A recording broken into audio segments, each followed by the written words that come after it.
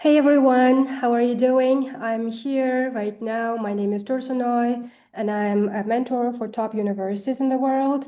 And today we have a great speaker, Matthew Wigler, who went to Stanford University for undergrad and also for his master's degree. He did his law school in Stanford University. And today our topic is going to be about how to get accepted to top universities like Stanford and how to get accepted to top universities as an international student.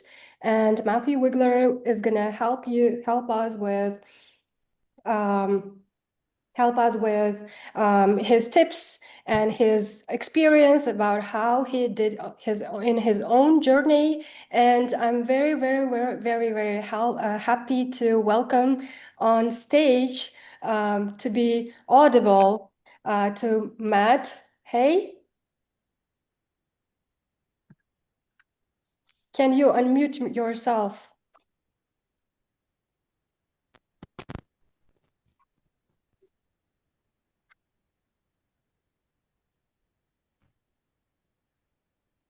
Guys, please speak in English. In English here, yes. Hi, does everyone hear me? Yeah, I can hear you now. How are you? Perfect. I'm good. It's so good to meet you all. You guys have picked the right place to be for this hour. You've picked the right mentor to help you navigate international admissions processes at top universities around the world. And yeah, you're hopefully all going to have good luck following the tips that she gives you and what you hear today in this webinar. Thank you so much, Matt, for taking your time, for actually agreeing to attend here online and speaking to us, because you see so many students are very excited to talk to you. And also they are very interested in getting information from you and getting so much of your own experience. Perfect. Well, I'm happy to take any questions. So, what do we want to start out with? Sure. Could you please start with introducing yourself? Because I know you very well, but people might not know about you. You could start with your childhood experiences, how you started your school, how you got prepared to top universities, and how you actually got accepted to Stanford at first, and how was it for Okay. you? Well, name's Matthew Wigler. I am from a town called Great Neck in New York that's about like 40 minutes or so outside of New York City. A great place to come if you guys haven't visited. You should all come to New York. You'll love it. Maybe apply to colleges in New York. Columbia, NYU, and the other good schools are here. Um, I want to go somewhere further away, though. I thought it was important to get away from home, which I suppose a lot of you guys are thinking about if you're in this call targeting international universities. And I think that that's great. I put about 2,500 miles between myself and home going to the other side of the continent. And there's a saying in America, go west, young man, and I think that that's true.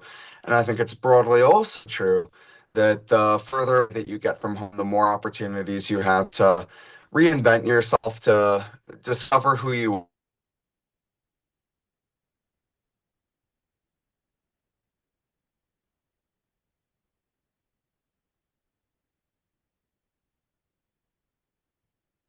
I think we lost him just for a second. I think he will get back. His internet might be not very good, but he will come back. For those of you who are in Instagram, please go back to my Telegram channel. There is a link for the webinar itself. Please join to the webinar by Zoom call because we have a Zoom call with Matthew Wigler, a Stanford alumni.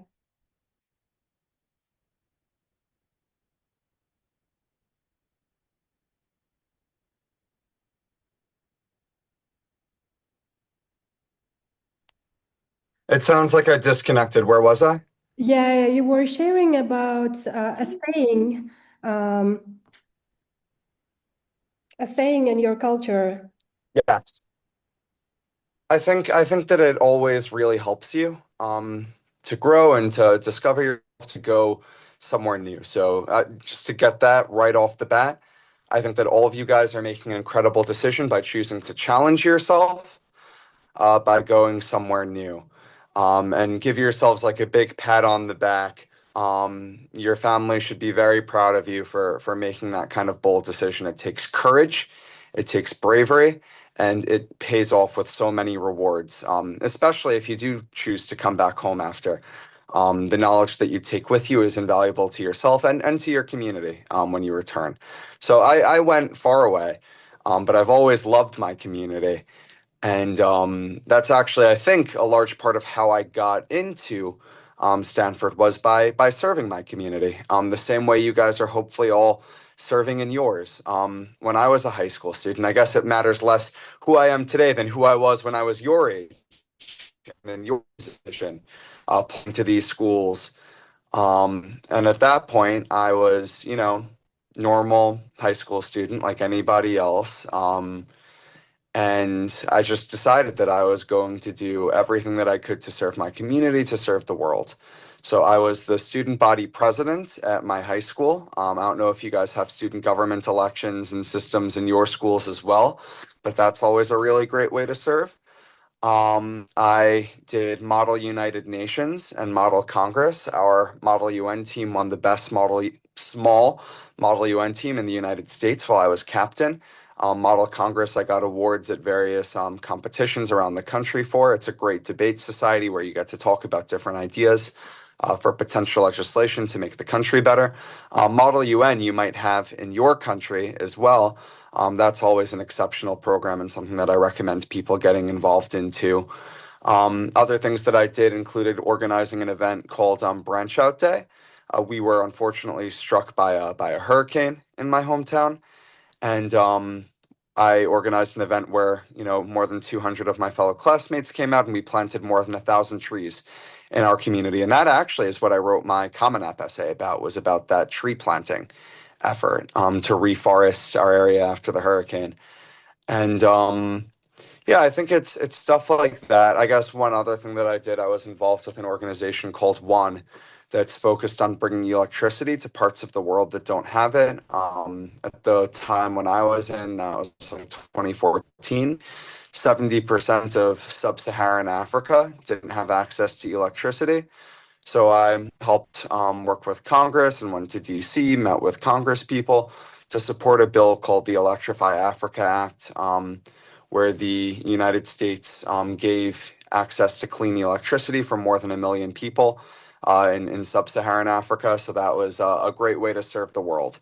And I suppose that's an interesting thing to think about as well in your service, is you have different ways that you want to serve. You should always serve, your family and your friends. That's really important, and that's something that we look for in the college application process, is what kind of person you are to the people who rely on and care about you. So serve your family and your friends. Then you want to serve your community, your town, whether that's Tashkent or somewhere else. You want to be of service to all of the people who live in your community and think of how you can make that better. But then you also need to remember that you're a citizen of the world. And whichever side of it we're on, we're speaking to each other right now from opposite sides of planet Earth. You want to be of service to the world as well, all these different levels. Um, and I think that to have a sense of what can I do to help my family and friends, what can I do to help my immediate community, my town, my school, whatever that is, and what can I do to help the world?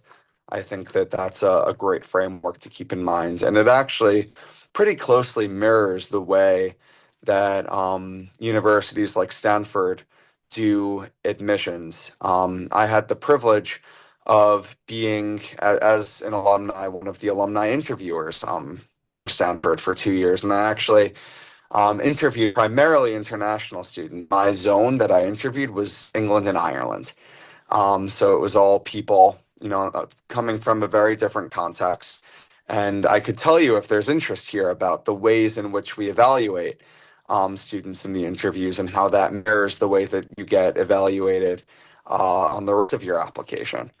But that's an interesting process. And if you use service as your North Star and distinguish yourself that way, I think that not only will you achieve success in college admissions, but you'll have had a interesting and meaningful life and have left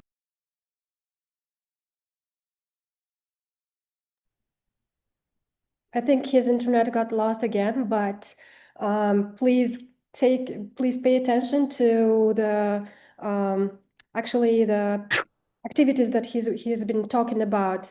And he also mentioned his MUN, right? Matt, hi. Yes, hi. Sorry, my Wi-Fi appears to be terrible here. So if you ever think that the Wi-Fi in America is good everywhere, that Yeah, is false. It's showing. I know, But right? I'm happy to be with you all today, and please pardon any technical difficulties. That's what I keep telling like people whenever I was in Michigan, people like used to think that like internet would be one of the best in the world, but turns out it was not. And I was like, how come? You told me like US is the best, but why not? Yeah. Well, a fun fact about Stanford is in the heart. You're right. Matt, thank you so much for telling and sharing so much about your activities. And students here, please take attention, please pay attention to the activities that he's talking about. Um, I'm back. So, Yeah. yeah, I'm from Silicon Valley. You get funded by these incredible companies that are changing the future. Yeah, you have terrible Wi-Fi, and the reason I found out is because all the companies use so much that it gets to be slower for everyone else. Well, by Thrive and Meta, which is Facebook now, and Alpha, which is Google now, all are getting so much data and Wi-Fi. It makes it slower for other people. So that's the over there in the technological center of the universe. It's hard to keep. Yeah, you're right. So, Matt, can you hear us right now? I'm not sure if you're here or not, but I really appreciate that you've been sharing about MUNs and debate clubs and organizing so many brand clubs and also about planting trees. Oh my God, that's really awesome. You see, like how student, like a future student of Stanford would think of like planting trees, 1,000 trees in a community. That's a very huge work. That's what I think. And also, that he mentioned about electrifying Africa. This is a very, very great project, I think. And you've been thinking not only about your own community, but you've been also thinking about your surrounding communities and the countries that are not even privileged. And this is a very, very, very tremendous work. That's what I think for Matt. Thank you so much for sharing. And actually, even our students also go to MUNs and debate clubs, but when it comes to planting trees, they would be like, "Why? How? Why should I do that?" But there are some students who are really actually doing it. But what you have done is a great, great, great job. Well, one thing that I think is important, and this is another way to distinguish yourself, is that it's a great thing to be very involved in pre-existing opportunities. It's a great thing to join a club that already exists and serve people in ways that are traditional. Like if there's an event in your community that happens all the time and you're involved in it, wonderful. Or if there's a club in your community and you're involved in it, that's wonderful. But what's best and what really makes you stand out is to come up with your own ways of thing. And there are basically three different levels of activity. And this is true whether we're talking about service or whether we're talking about academics. So pay close attention here. The very basic level is they did something that exists. Great. We love people who participate. A level of that is they led something that exists. So, it's nice to do Model UN.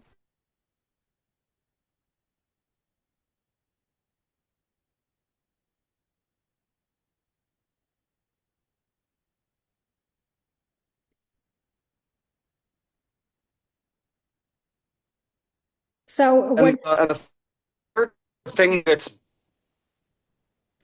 is when you found your own opportunity, something that didn't exist before, and use it as a vehicle for whatever you're doing. So participate, that's good. Lead, that's better. Create, that's the best. Yeah, that's really great. Thank you so much for the tip. This is really great. That's what I keep telling people to show their leadership skills and their communication skills and their negotiation skills.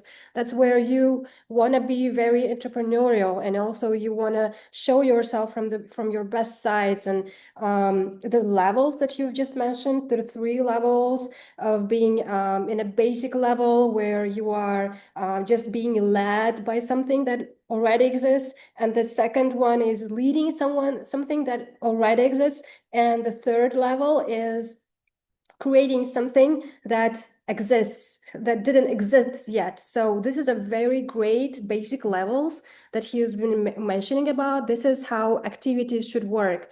Thank you so much, Matt. This is very awesome, and thank you so much for being very detailed about it. How do you think, like, how would scores would change? Like, do you have anything to add here? What if the students would never not get enough scores? What do you think about it? Scores on like the SAT or the ACT, I think just keep working at it. And do your best. Scores for the best universities obviously matter a lot, but they're not the thing that gets you into college. They're not. They're very difficult to get into the best colleges without. But there are a lot of students with very good SAT scores, with very good ACT scores, with very good APs or A levels or IBs, whichever system you're in. What makes the difference is the kind of leader that you are, is the kind of extracurriculars that you've done. And I know people, frankly, who, did okay on the SATs. You're not going to get into a place like Stanford or Harvard or Columbia if you have bad scores. But if you have decent scores, you still have a shot, even if they're not the best scores, because the scores that they get you in the door, but they aren't the reason why you're invited in. Um, it's your ticket to interview. It's your ticket to learn more. Once you have the good score, or at least the decent score, then they're looking to see other things about you. When I did Stanford interviews, and I think that this will be helpful for you to think about, we had three different things that we rated people on. Three different things. And at the end of the interview, we would give everyone a score between 1 and 5 on these three different metrics. So the first one is academics. It's intellectual vitality, is what we call it. So, yes, obviously it matters that your academics are good. It matters a lot that you have good grades. But what matters even more than having good grades and good test scores for that, intellectual vitality, which I love is a word for academics, intellectual vitality. It's the life of the mind. Show that your mind is alive. And there are ways to show that your mind is alive, that you have intellectual vitality besides just having a great score on the SAT. For example, one thing that could be very helpful there is, have you done science fairs or debate clubs, right? That this is your Model UN, this is your theater type performances, right? Whatever you're doing, are you excelling in it? Because it's one thing, like you could tell me you have perfect test scores, and on a 1 to 5, I'll give you a 3 for intellectual vitality, if that's all that you have. Because that shows that, you're good in class, you do what you have to do. But that doesn't show that your mind is alive. You're intellectually extant, but we want to know if you're intellectually vital, right? So what brings you from a 3 to a 5? It's not just having the good test scores. It's okay, you do science. Have you written any scientific papers? Did you do your own research? Have you been in a science competition and won that or done a good job in that? You do English, you do literature, you like to write poetry and stuff. Okay, so you have a good score in your literature class, in your Uzbek class. Have you have you published anything? Have you like put your poetry online? Have you done an event where like you've read your poetry like at a coffee house or something? That shows, that you're not just good in the classroom, but that your mind is alive and you're contributing knowledge to the world. You do history. Did you do like original research and like write a history paper and like reveal new things to people? You do government and politics. Well, are you winning Model UN competitions, debate competitions? Those are the ways that you show intellectual vitality. And that's one of the three things that they care about. But yes, it is test scores, but it's so much more than test scores. Test scores are the beginning of your academic record, they're not the end of it. You're so right. Because there are so many other students who think like with 1600 SATs and 1500 SATs, they think they are gonna get into any top university with full ride scholarship, but Yeah, that's it's not enough. yeah, exactly. That's where I have to stop them. Like, that's not only where top universities are looking for, they are Yep. looking through your application as a holistic approach. And holistic approach is what you were trying to explain. Like, the first thing is academics, intellectual vitality, and the next things, as you mentioned. Yes. So the next thing that they look at is community involvement. And that's what we were kind of discussing before, right? That's like looking to be like, are you engaged in things? Are you somebody who's a leader? Especially schools like Stanford. What they're looking for in a class is they want people who are going to change the world. And there are different ways to change the world. You could change the world by being an incredible actor. You could change the world by creating your own tech company and coding something incredible and making an app that everybody could use. You could change the world by being a politician or a business leader and creating a company that changes lives. You could change the world by creating a university consulting business and helping hundreds of kids in your country to get into the best schools in the world and changing their lives. So those are all incredible ways to make a difference, to make an impact, and they want to see that. They want to see how you've led. So this goes beyond like, okay, you're a good student. Great. You have to be that. If you're not that, then don't worry about the rest. But once you have that, once you're a great student and you're a leader in your field, now let's show that you're a leader in the community. And your community, like we said before, can be lots of different things. It can be what have you done for your friends and family? Are you taking care of, a sick grandparent who needs help and you're their primary caretaker? That's great and that's important. We should all, be good to our families. But also like, what are you doing outside of school? And it's very important that you be involved in things that aren't just your school.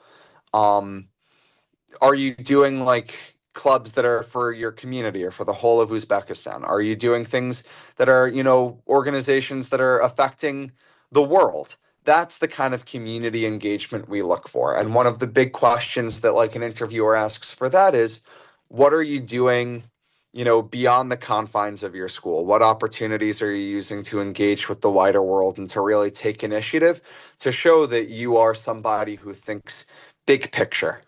And gets involved that way and leaves a mark that way. And then finally, the third thing that we look at is personal character. And that's this really hard to define quality. It comes down to what kinds of a human being are you? Are you somebody who someone else would be happy to have as a roommate, as a friend? When they do admissions for universities, they're thinking about what kinds of community are we building? And they want everybody to be not just a change maker who's gonna, bring peace to the world, or create a business that's gonna make a lot of money. They're wondering, are you gonna be a good friend? Are you gonna be a good teammate, a good neighbor? And those are the hard to assess qualities that really come down to like not just your record, but also the kind of person you show yourself off to be in these kinds of interviews. Are you, kind of funny? Are you nice? A big screener there is just to make sure that you're a person who can hold an interesting conversation and not be weird and has good values. At Stanford, they have essays that are meant to address all of these things. One of the essays they have every year is write a letter to your future roommate. And the goal there is really to assess this quality. It's like, do you know what it is to be a good roommate, to be somebody who it's nice to live with? Like, if you go to these US universities, you're more likely than not going to have a roommate. That may or may not be a fun experience for you. You're going to have to share your space with someone else. When I was a freshman, I had two roommates. I lived in a three-person room, one room about this size, three beds in it, in a shared bathroom, and we just all had to like, really be very pro-social and get along with each other well. So they look to see, are you able to do that? And there are places in your Common App that are really meant to address that element of who you are. Yeah, you're right. Thank you so much. And you've mentioned about personal characters. This is very, very, very, very important part of everything. And sometimes in my consultations, even I look to a person and I would be evaluating if it's a Ivy League student, if it's not, because sometimes even with the great scores, even with the great activities, the student is just not ready yet to be an Ivy League student, just because their mindset is not grown enough, or just because their mindset is very closed to be in the pool of these international students, and in the pool of those very, very, very, let's say, successful students, right? And Yes. this is very, very important that you have mentioned it about. Thank you so much. And also, Yeah. would like to ask you, like, what was your own score? Because there are some other students who think like there is like because you've worked with Eton College, and I know how international students are being evaluated in the pool of American students, and these students have lower, let's say, privilege to get accepted to That's true. right? Could you please Yeah. explain to the students how it works as an international student? Yeah, so you asked what my scores were before. I'm very lucky that I got a perfect score on my reading, for the SAT. So I got a 800 on that.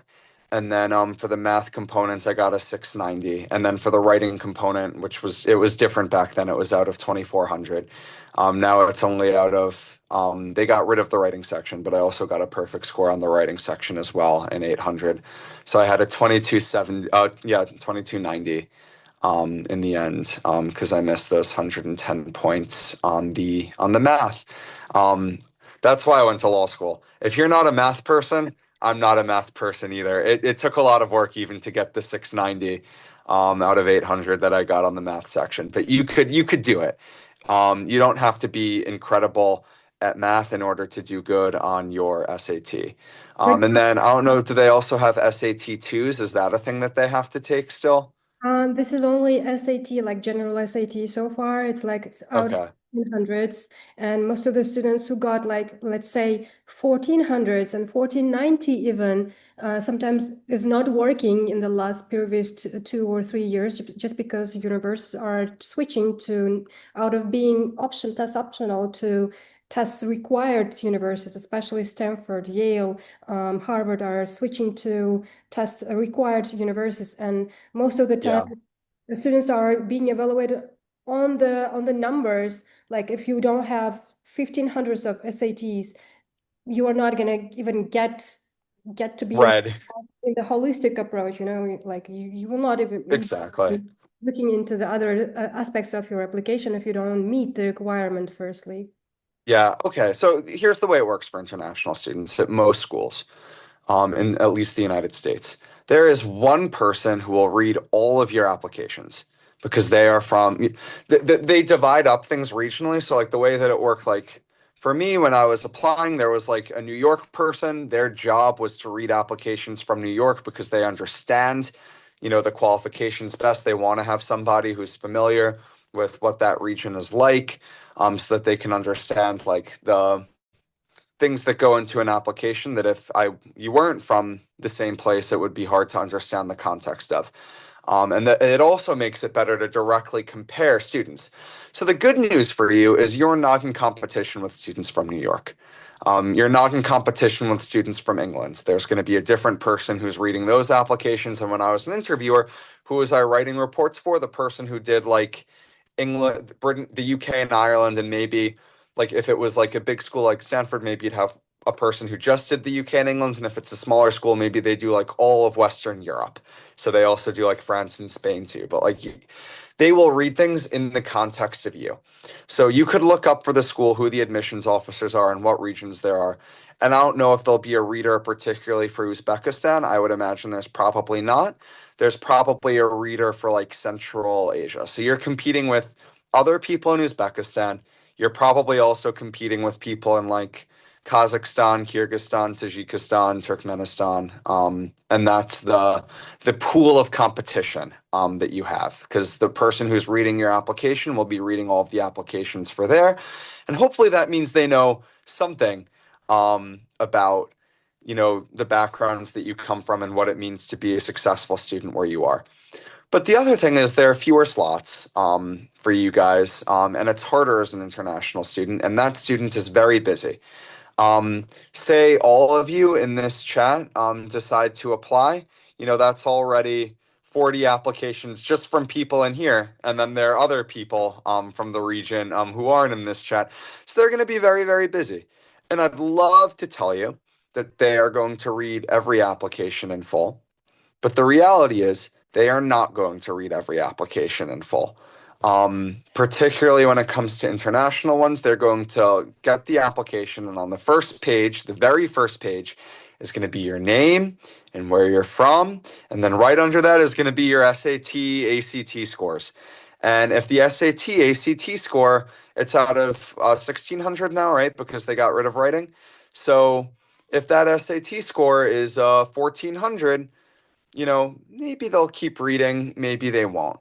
If it's a 1500, if it's like a 1400, to be honest, at a place like Stanford, they're probably going to say, "Oh, I could save time. I don't have to read this," and they'll just throw it away. If it's a 1600 or like a 1550, they'll definitely read it. They'll be like, okay, this is a good score. Time for me to turn the page and start looking at what activities did they do, what are their essays like, what's their character. Then they'll start evaluating you on those three things that I spoke about. But whether they turn that cover page that has your score on it and say this is a good use of my time or not really does depend on those scores. Because if the scores are too low, then they'll just say, okay, I could save 3 hours and not have to bother with this person's application. If the scores are, in the middle, like you get your 1450 to 1500, like, okay, maybe they'll read it, maybe they won't. And if it's a great score, then they'll read. You're so right. Thank you so much for sharing. So you've worked in the admission offices of Stanford University, right? Or was it in Eton College? So I didn't work for the admissions office at Stanford as an alumni. One thing that they do is they have the alumni be the ones who interview Yeah. students for the admissions office, and that's helpful because it's good when former students know what makes somebody a good student, what like makes somebody fit in the community, so that you could then like write the reports to the admissions officers and tell them what they should be doing. So that's a role that I'm happy to have, and it's an important part of the admissions process at many of these schools. I know it's something that they do at Harvard. I know it's something that they do at Yale, at Princeton. They have an alumni who you'll sit down with and who will interview you and assess you and then send that to the admissions office, and that becomes part of your file. What I did do is at Eden College in the UK, which is big boarding school in the United Kingdom where a lot of really cool students go. It's probably one of the best boarding schools in the world, certainly in the UK. I was, I guess, in your role. I had 35 students who went to high school there. And it was my job to work with them on their Common App essays, on their applications to make sure that they had everything together to get successful college results. And luckily, I was able to bring my experience to them, and they got into incredible schools. They're going to, you know, um, my students didn't just go to like Harvard and Stanford and Yale. They did, but they also were able to find great opportunities at other schools. One person who I'm very proud of got the presidential scholarship at Boston College, and Boston College is a great school. It's outside the Ivy League, but he's going there for free and is getting incredible opportunities there. So those are the kinds of things that I look for, and you should look for that too. If you're the kind of person who's looking for Ivy League, that's great. Ivy League is also expensive. Um, and if you're somebody who has the grades and the resume for Ivy League, you might be better like looking a tier below Ivy League, where they might pay you to go. And you'll also have incredible academic opportunities and save yourself a lot of debt or your family a lot of money. So that's worth considering. That's really great. Thank you for mentioning about Boston College. And also, there are so many other liberal arts colleges which are not So actually, many.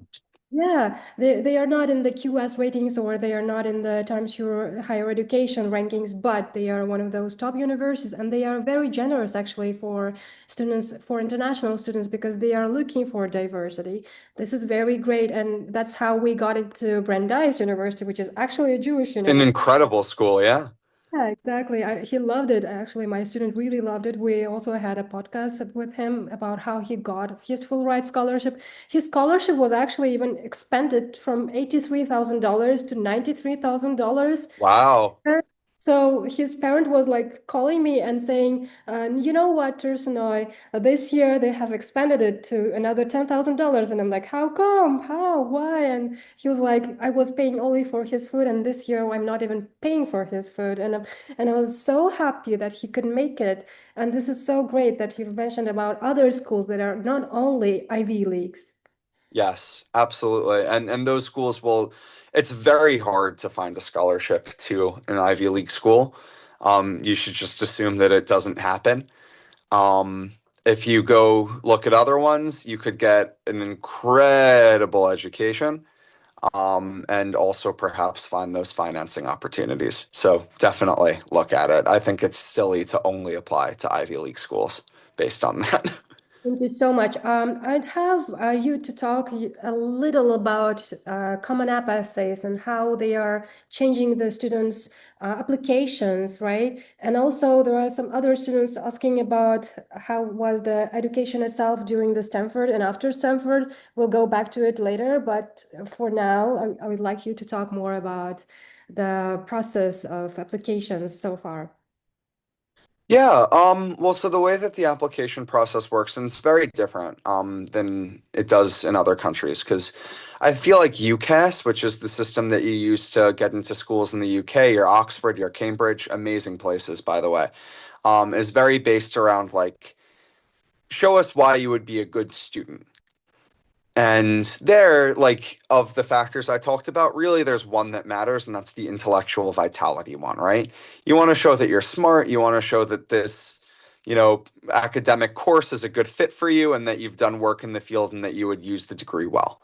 So that's great. But the Common App is an entirely different animal. It's just fundamentally seeking to answer a different question about you, to find out different things about you. Your Common App essay is not about your academics. You show that you are smart, not in your Common App essay. You show that you're smart by your test scores and, your teacher recommendations and then like awards that you could list that you won or like clubs where you excelled or research where you excelled. But that's not what your essay is about. If you're using your essay to repeat things that are already in your resume, then you have wasted your Common App essay. Your Common App essay serves one key purpose, and it is to tell the admissions officer who you are as a person. The Common App application essay is primarily about that third thing that they evaluate, personal character. They want to see that you're somebody who's, you know, driven, who can overcome difficult challenges, who in the face of adversity is going to come out stronger. They want to hear that you're a good friend, that you're a good child to your parents, a good grandkid to your grandparents, a good member of your community. They want to know that you're open to difference. One thing that's we've kind of touched on before, when you go away to these schools, they're very international schools. And even within the United States, there are huge differences between people. There are people who are very religious, whatever religion that is, and there are people who are very not. There are people who are of every different race and culture. There are people whose, gender expression is different. All of these things are just a part of life on a campus whose politics are different, certainly. You'll have Democrats and you'll have Republicans and you'll have independents and you'll have people who are avowed market libertarians who think that Ayn Rand and Edmund Burke are right about everything, who are, people who watch the Charlie Kirk show. and you'll have people who are very left wing and who say that they're communists and who will quote Karl Marx back to you forever. So very, very different kind of people. And you certainly don't have to agree with every person you go to school with or think that the way that they do things is good or right.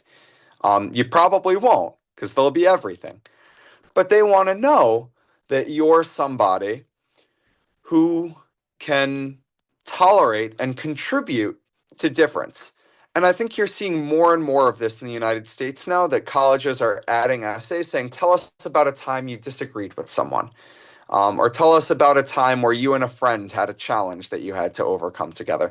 Because what they're really trying to target there is in the US, there have been a lot of issues lately around polarization.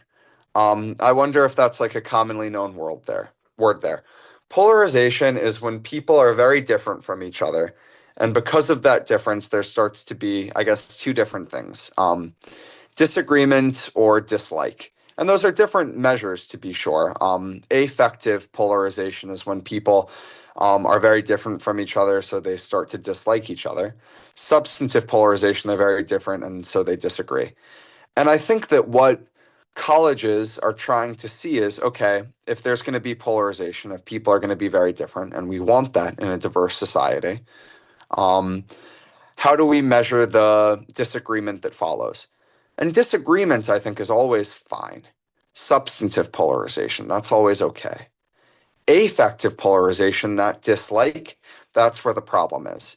And what colleges want to see is that we can disagree with each other without disliking each other. That we can get along, that we can sit in a classroom, that we can sit in a dorm room, that we can play football together, and we can all get along, whoever we are and whatever our backgrounds. It's a very important skill personally in college, and it's one that hopefully we bring to our countries and our governments and our religious institutions is that we're able to tolerate the ways in which we're different and work together. And that's one of the things that they're looking to see throughout your essays on that subject. So what do you want to do on your application? You want to show I'm somebody who gets along well with people, who contributes, who's not just of strong mind, but of strong character. And I'm going to make your school and your community and your world a better place for everyone and not just for me. If you waste it being like my SAT score was very high and I've won the following awards and I did a research, if you just use it to write an essay of your resume, which frankly with the UCAS, if you're going to Oxford and Cambridge, is more or less what you're supposed to do. But if you do that for your Common App, you've wasted your Common App and you're going to get a low score on that third very important thing that I know at least Stanford looks at, personal character. And you could talk to community involvement too in your Common App essay, but it's not about that first thing. It's not about your academics. So just remember that. The essay, forget what an accomplished person you are. They are reading your essay because you already showed that. Like they weren't reading the essay if your SAT score was too low. But now it's high enough. Now show them you're a good person. Yeah, thank you so much for sharing that to be that personal in your essay. Sometimes how I explain students is like, can you show your underwear to people, right? Yes, it's true. Common App essay is the same way of personal that you don't want to share it to people. You don't want to show it to a person just because it's that personal that you don't even like sometimes talk about it with your parents or even with your Hmm. friends. And sometimes it's like something very, very, very personal and you don't want to share about it. And this is very great. Today we were talking about the sizes of the dresses of a person, and she was like, we were kind of thinking like if she's comfortable to share about it in her applications, but she was okay with it. But sometimes people would be like, I don't want to share about it. But I want to be like explaining like, hey, we should open up. We should tell We people. should. You should tell. It's a place to share. The best essays are often about your most vulnerable moments. Yeah. It's just true. You want your reader to put down your application and go, whoa, this person is real, they're raw, they're vulnerable. Mhm. And in spite of all of the challenges that they face, they've come out stronger. And it's also an opportunity like, listen, if your academics are not the strongest part of your application, but you're otherwise in a good spot, and you have good reasons for that because you've dealt with stuff, you've had problems at home, you've had a tough upbringing, whatever it is. Yeah. Your essay is where you point that out. And then, like, if they're like, oh, well, maybe the score is a little lower, but like, they were working every day in order to help support their family, or or their parent has cancer and has been dying, and they have been taking care of their sick parent while also raising their little sibling. Like, those are the things that like make up for lower scores and that also show what an incredible person you are. So if you have those stories, even if you're nervous about them, like share them. Share whatever struggles you've been having in your head. If you've struggled with depression, like whatever it is, like it might be something you're afraid to tell your parents, tell it to the admissions officer. It Yeah. makes a good essay. Thank you. Matt, like sometimes I get a very illusionist imagination about studying in top universities. People would be, especially students with who are like 15, 16-year-old, always like dreaming about Harvard, Stanford, Yale, and all those top universities. They'd be thinking like, I'm gonna take great pictures, I'm gonna be great, I'm gonna be in the grass, it's gonna be green, I'm gonna have great campus. That's what they think, but they are not thinking of how tough it's gonna be inside the university when you get in. Let's talk It's now. very hard. Yeah, let's go to the next step. Like we've talked a lot about application. Let's talk about how it is inside, how tough it is, how many books you have to read in a week, how many academics, how many research papers you have to read and write a lot. Like that's how I keep. Yeah. But I would like you to tell as a Stanford undergraduate. Yeah. It's hard. Um, you dream of the beautiful campus, and I'll tell you this, the campus is beautiful. It's one of the most beautiful places in the world. I miss it every day I'm not there, actually. It's green and it's beautiful, and you can lay down in the grass underneath a palm tree reading your books, and you could go surfing every morning, and you could go skiing 3 hours away too. Like, California is a beautiful place. You've got the city, the beach, the mountains all surrounding you, and you're in the center of industry. Where they're inventing the future, and that's all really, really cool. On a day-to-day basis, though, like while you could go surfing, an hour away, you're not going to because you're going to be very busy reading and studying because it's very, very hard work. You're not working like if you're applying to good schools, then you've been working very hard through high school, and you're not working very hard to, be done working hard and go on vacation for 4 years. You're working very hard so you could work even harder when you get to these good schools. And like whatever level of competition you've had at your school, if you're applying to these schools, it means you were probably the best or one of the best in your school. When you get to a place like a Stanford, Columbia, UCLA, Berkeley, whatever it is, you're going to find that it is a school where everyone there was the best person in their school. It is a school that is made up entirely of number one students wherever they came from. Um, Everyone had higher than a 1500 on their SAT almost. So everyone is very, very smart. And that is a huge adjustment for people because you're used to being a big fish in a small pond. And now you're in the ocean. And there are a lot of big fish there. There are sharks, there are whales.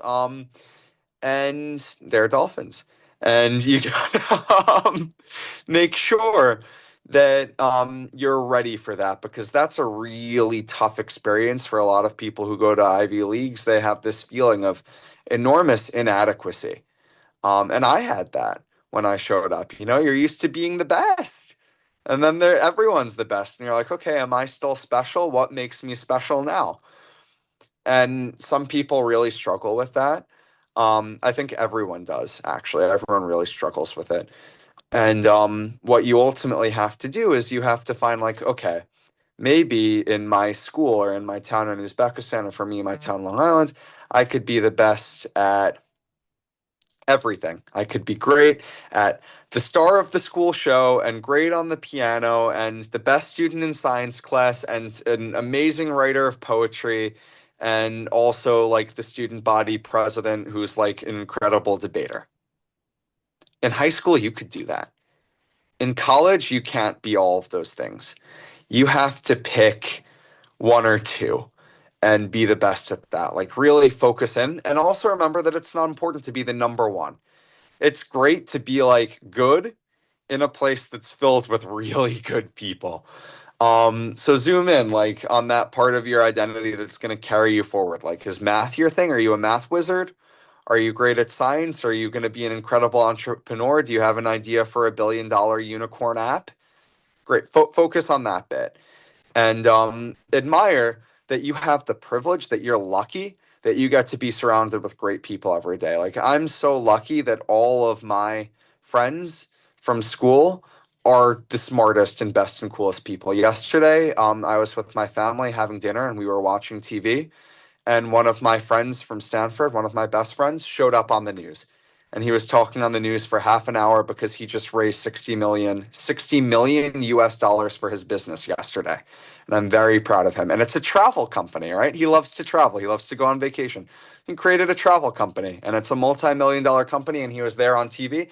And he didn't tell me he was going to be on TV. We were just sitting eating dinner together in my family. And we were looking like, oh my goodness, that's my friend Michael, and he was there on the TV talking about his business. And like those are the kinds of people who I'm lucky to be friends with. Another friend of mine was appointed as the deputy national cyber director for the United States, the number two cyber person for the entire United States government with an office in the White House. Like I'm very, very lucky and I've had great experiences. I'm not here to brag about myself. I'd rather brag about my friends any day. And I met those people because I was in a place where, I may or may not be number one at everything. It's great to be, they say your network is your net worth, and that's true. The more cool people who you know, the better it is for you. So don't be sad about not being the best if you get to these schools. Be happy that you get to be with the best people at everything and focus on being great friends with them and a great person. They let you in for that too. And just cherish those friendships. And after I saw my friend on TV, I called him up on the phone. I was like, congrats. And we talked about how we're gonna like go see a Shakespeare show, sometime next month because that's something we enjoy doing together. And that's part of how we became friends. And people are just your buddies no matter what they accomplish in life. Thank you so much for sharing, and I'm so happy for your friends, and I'm happy for you. I can brag about you all the time because Oh, you worked in U.S. state government. You worked with Trump administration, right? This is and something. Biden and Biden. I Yes, both mean, of them. Biden, like both presidents of the world. I mean, in the U.S. I mean, this is something you have to brag for, and I'm very, very proud of you. I always keep telling people like, hey, you Oh. know who I know from U.S. Stanford graduates, and all the things about your internships, about your positions. And what I would like you to talk about was like academics. How many books and research papers? How hard, how tough was it? Just so that some students would have imagination of how education is. Actually, it's not only about taking photographs and about green grass, right? Yeah, it's hard. I don't know, I mean, even when I was an undergrad, like I worked on producing work. When I was in high school, I published a book of short stories. Um, like I love writing short fiction. It's an important way I express myself, and I think it was very helpful to me that I had published a book. I also wrote and produced an original musical that my friends were in, on the stage. And that was really fun. And my school put it on, and that was great. I had written articles, for sure. I wrote for my school newspaper. I won an award when I was in high school for having the best student newspaper article in my region through my portfolio there. So it's like you got to do a lot of stuff, and like it's always good to publish, especially like whether if you're creative, you need to. That's the only way that you show that you're actually talented is by publishing your stuff. You could be the best writer there is, or playwright or poet, but if nobody sees your work, then no one knows that, and it's irrelevant. So publish, publish, publish.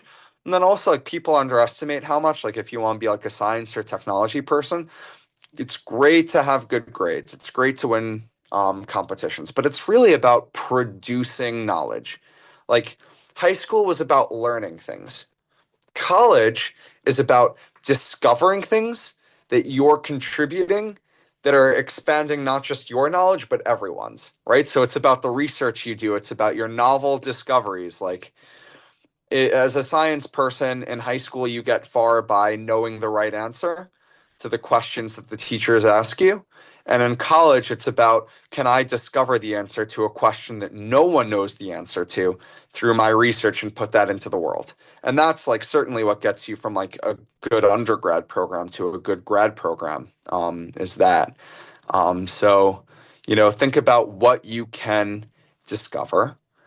Um, like the earlier you can start doing it, the better.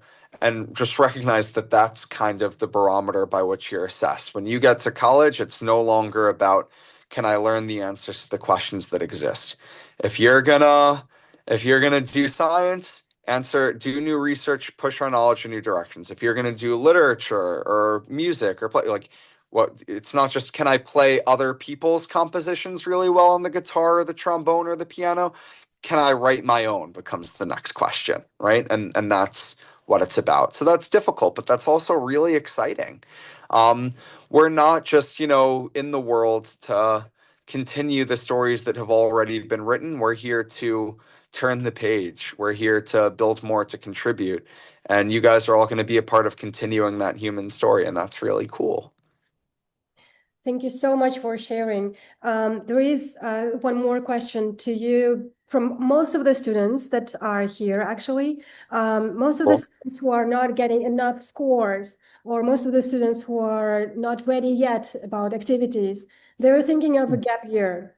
Do you think taking gap year is right? And in what cases taking gap year is good? I think taking a gap year is never a bad thing. I think gap years are great. You want to do something with it though. If you just take a year off and sit at home and watch Netflix, um, or like play with your dog, like that'd be really fun for you, but it looks bad on an application.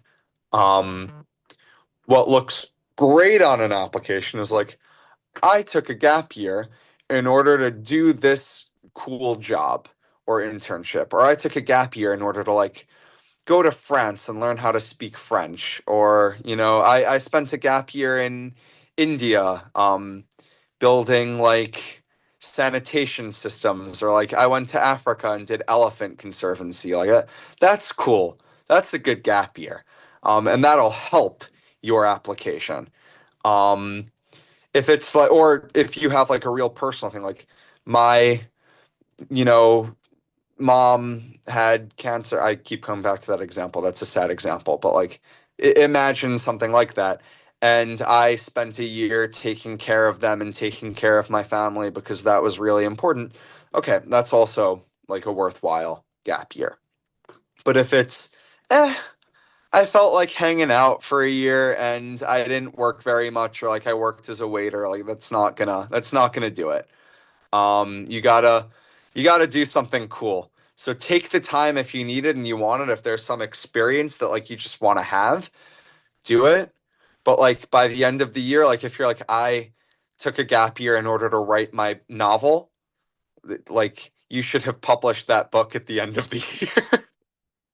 You gotta have something to show for it. Yeah, you have to prove it, right? And there Exactly. were some questions from the chat from the students. They were asking, there are some volunteerings I'm doing, but how do I prove it? Do I have to prove it with certifications or with papers, or do you just have to just talk about it, or just share it, or write it? Like, I know the answer, but I would like you to talk about it. Yeah, well, one place where you're able to prove that, and something that's very important and often overlooked, is your letters of recommendation. Your letters of recommendation are really important, because that's where you don't see them. Theoretically, you never see them, if things are going the way that they're supposed to go. And there's somebody who knows you, and can attest to the things that you've done. Um, and proof that they're real, basically.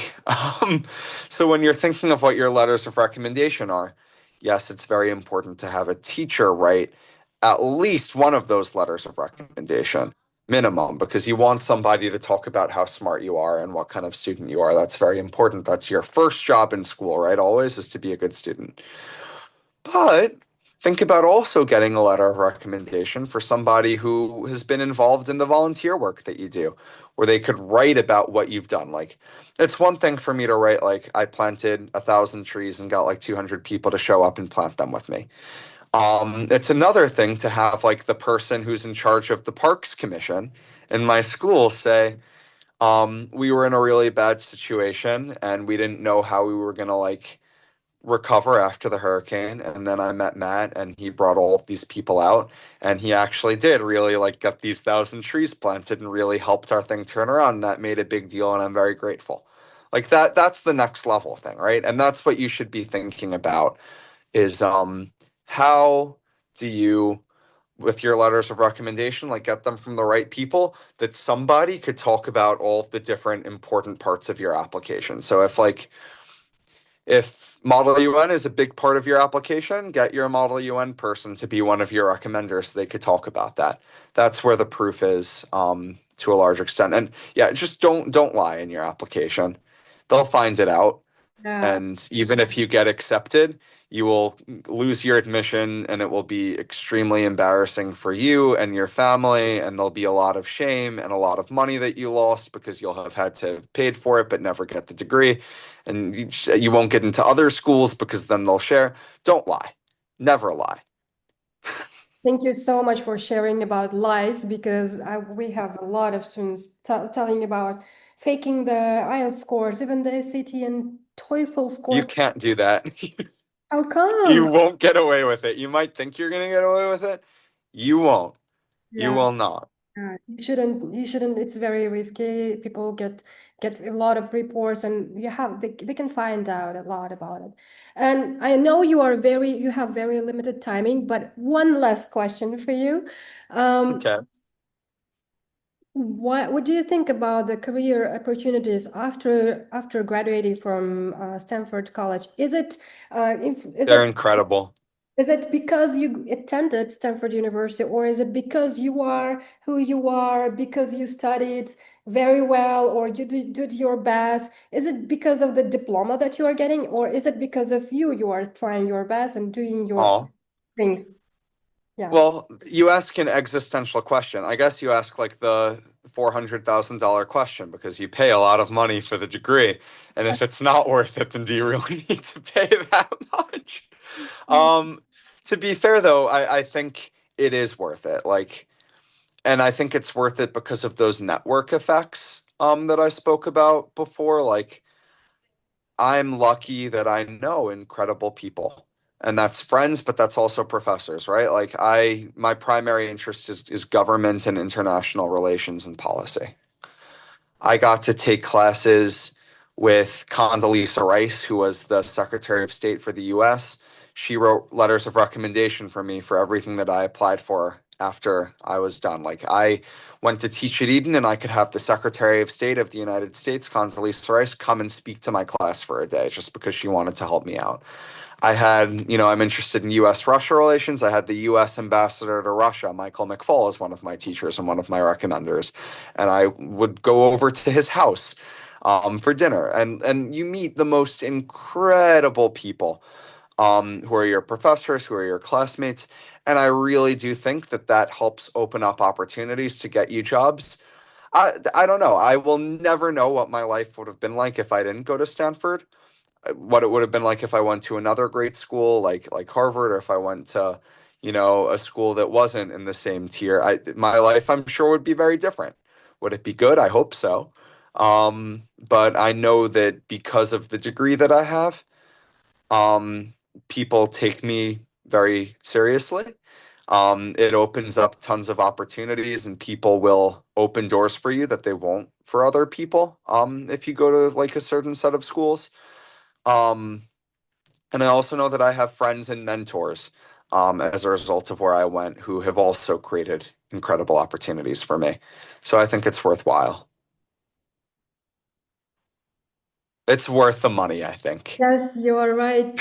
You can get some scholarship for your undergrad degree, but Stanford doesn't offer any scholarships for your graduate degrees, right? That's what I know. And Stanford, even if it's like need blind university, it can not cover a whole your law school or your MBA university, MBA at the university. So you have to get ready about it. And the network that you've just got will cover the whole things and even cover the expenses that you've spent on your tuition fee because just because you will be in one classroom with the president of the United States or with so many startup owners. This is a very great asset that you have, that alive people who can give you all the opportunities, and this is very great job. Thank you so much, Matt, for your timing, for your time and for your for efforts for today, because I know you are in a place where your work is starting very soon and you've just finished your bar examinations, and it's very pressure for you. Thank you so much. And I would like you to announce about our deal, about two students that you're gonna mentor, spending 3 hours on each of them, only for those students who are gonna be the best, who are gonna get the best results in their SAT scores and in their activities. He's gonna be a mentor. If you are one of our students in our full mentorship program, he is gonna be the one covering some part of your applications. Yes, and I look forward to helping those people who Tursunoy picks out to achieve the best results possible. So I can't wait to get to meet you and talk to you more. If you're one of those people, I wish that I could work with more. Unfortunately, I'm going to be extremely busy with work. I'm starting out at a law firm that is the number one ranked in the US, which I wouldn't have been able to do if it weren't for Stanford, I think.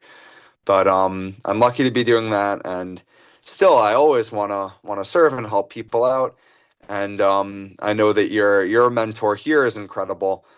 So I trust when she says that somebody has a great application and a good chance, and I want to help those people to achieve their dreams and make the world a better place because I know that they will.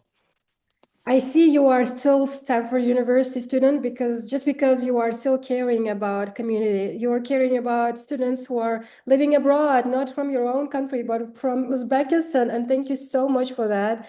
And I really appreciate that you are considering some of our own students and some of our applications that are applying to top universities.